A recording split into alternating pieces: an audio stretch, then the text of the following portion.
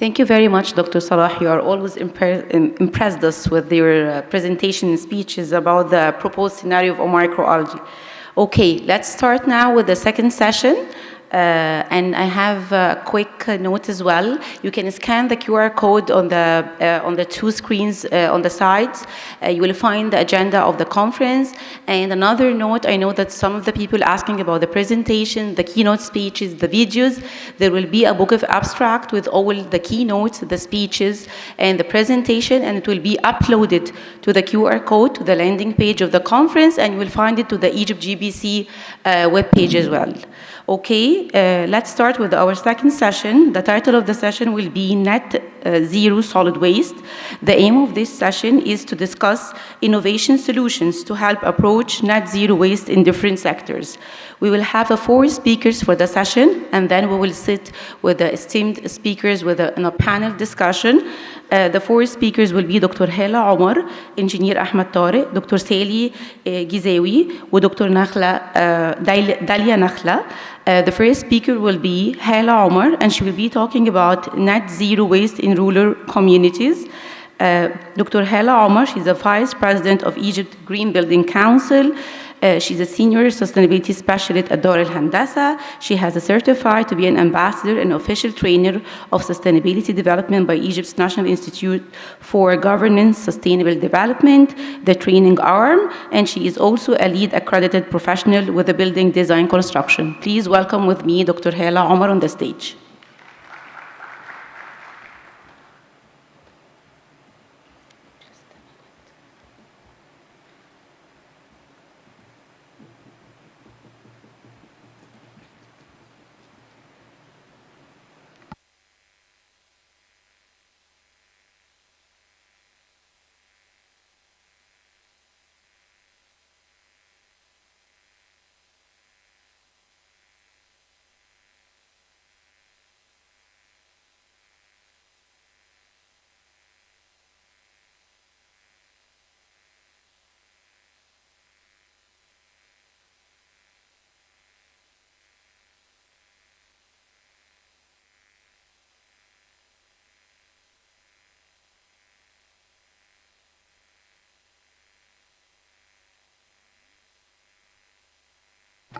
Good morning, everyone.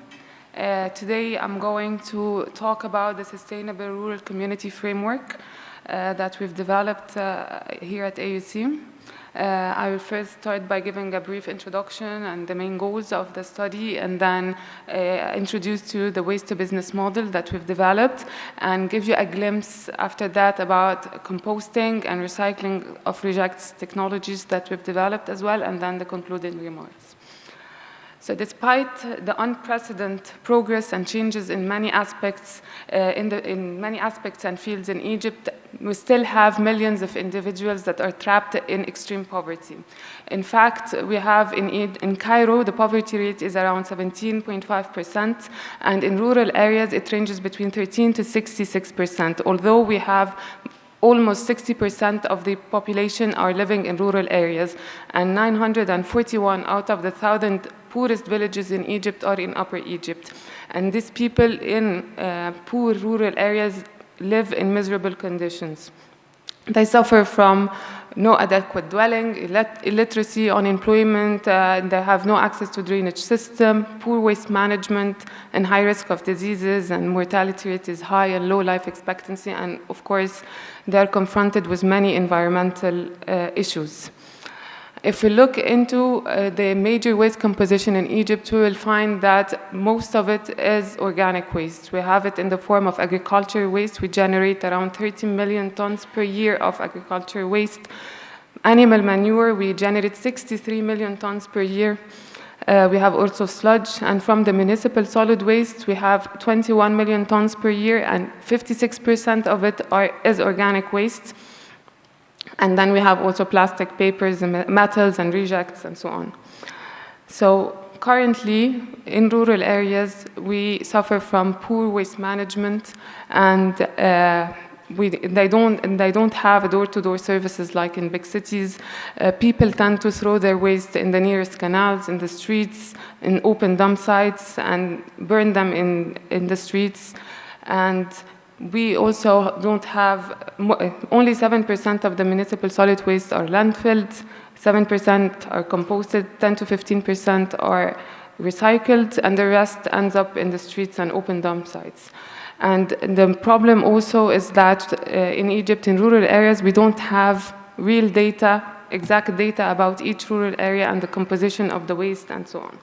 So this is another problem. So the main goal of our research was to try to propose a concept to help rural communities approach full utilization of all types of waste generated via affordable and simple technologies.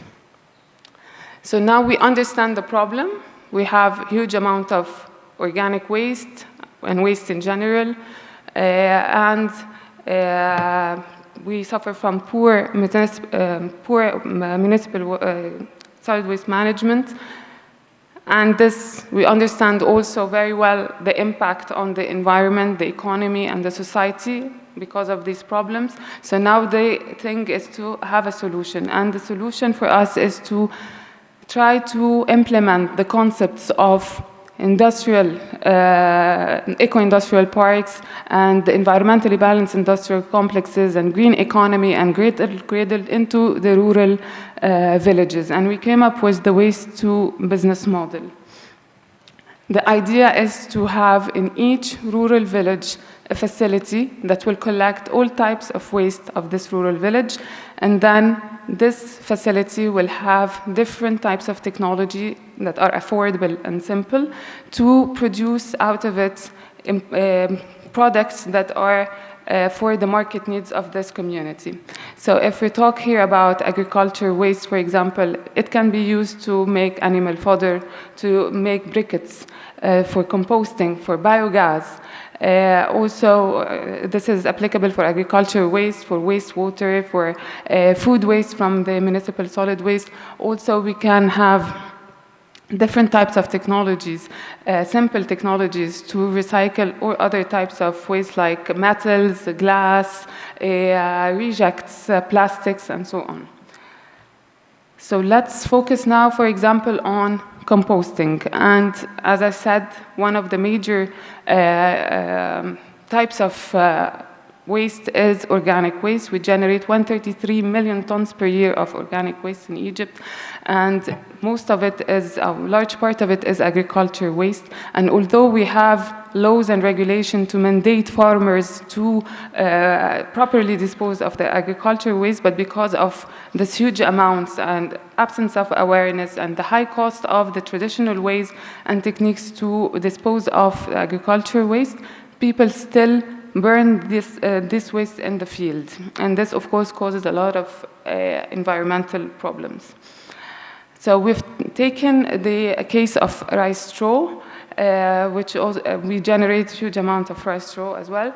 And we started looking into the composting. Composting is an aerobic fermentation of organic material by bacteria. So the idea is we get organic waste, and in the presence of oxygen and moisture and addition of some additives and organic rocks, we can produce organic waste. But the problem is that it takes long time.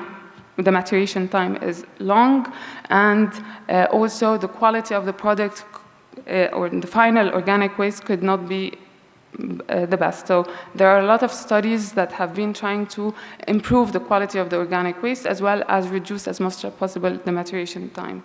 So here at AUC, what we've done is that we've worked with rice straw, and we add to it animal manure. As I said, animal manure, we generate huge amounts of animal manure. So we've taken this mixture, and we've tried out several additives, and the ones that gave us the best results was to add natural rocks like phosphate, feldspar, sulfur, dolomite, bentonite, and then we've added also EMs, or effective microorganisms, and biochar. And we were turning, of course, to add water and oxygen and so on for the process to happen. And we were able to, at the end, get a high-quality organic fertilizer that are meeting the requirements of the Egyptian specification of organic fertilizer. And we were able to produce organic fertilizers that are low cost compared to the chemical fertilizers that are used in the market. And in addition to this direct cost, we also have another unforeseen cost, actually, because the excessive use of chemical fertilizer also have a lot of impact on the environment. So we are also avoiding another cost that we really don't see it actually directly. And this would, of course, by doing that, we'll be able to have social impact and environmental impact. We will be able to have new types of job opportunities for people, residents of rural communities. They will be able to take their waste and use it to produce a useful product that they can make profit out of it, and as well as reduce all the health problems and environmental problems due to waste. Another type of waste that we looked into it is rejects, and rejects are usually seen as unrecyclable, hard to recycle, like plastic bags, packaging material, thermostats, because they cannot be, when they are heated, subject to heat, they do not melt, they burn, so they're hard to recycle. And we've developed two types of technologies, hot technology and cold technology. In the hot technology, what we did is we took packaging material as our matrix, and then we add to it melamine formaldehyde, which is a hard thermoset, into granules, which was the reinforcing material, and we produced out of it a new composite material. And when we tested it using compression molding technique, and when we tested it, we found it has properties that can be used as interlock paving materials. Also, for the cold technology, we have added plastic bags with cement and water and sand, and also melamine formaldehyde, which is the thermoset, marble powder. And this mixture was then poured into a mold, and we were able to produce out of it a brick. And when we tested the property of the brick, we found that it can be a substitute to a masonry brick. So in conclusion, what we want to say is that rural communities are confronted with many environmental issues, and the concept of waste to business model can be applied. And here, I've added here, for example, the composting part and for the rejects as well, to try to close the loop. And this model can be then mimicked and updated and developed for each rural community to really take the waste or the problem they have and produce a product that is for their market and tailored for their market needs. So this can be done for each rural community. And by doing so, we will be able to contribute to Egypt Vision 2030, as well as 4 out of the 17 United Nations Sustainable Development Goals, like good health and well-being, decent work and economic growth, sustainable cities and communities, and responsible consumption and production. Thank you.